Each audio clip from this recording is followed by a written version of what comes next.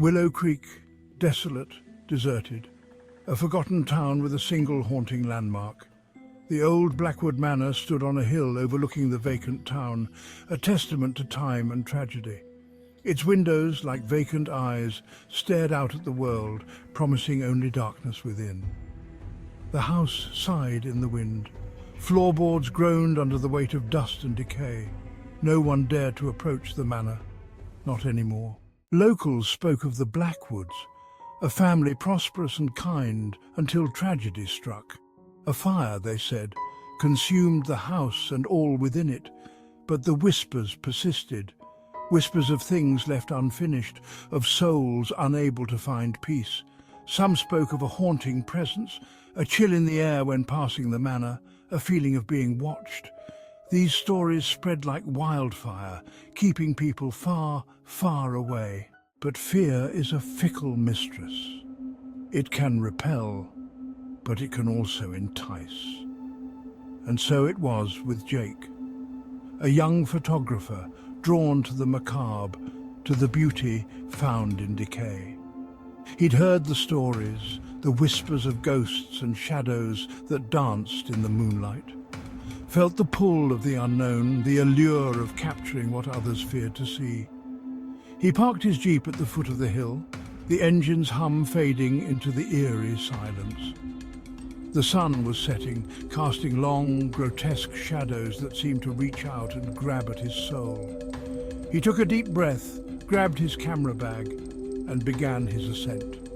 Each step was heavy with anticipation, the crunch of leaves underfoot echoing in the stillness.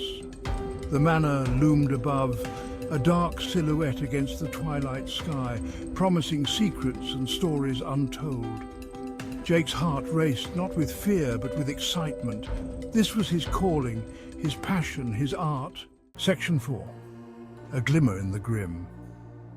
The front door creaked open as if inviting him in. The sound echoed through the empty halls, a haunting melody of forgotten times.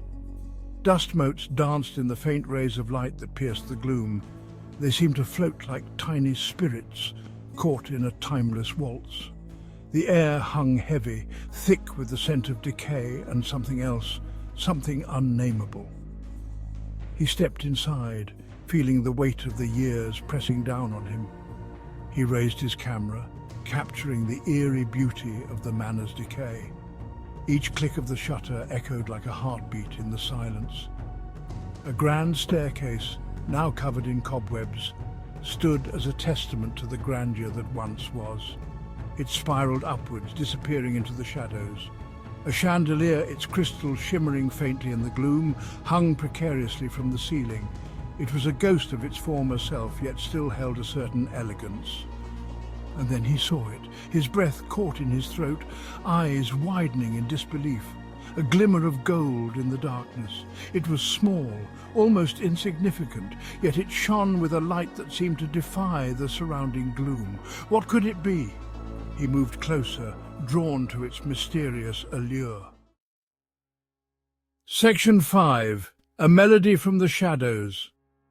In the stillness of the night, the room was cloaked in darkness, with only a faint light seeping through the cracks.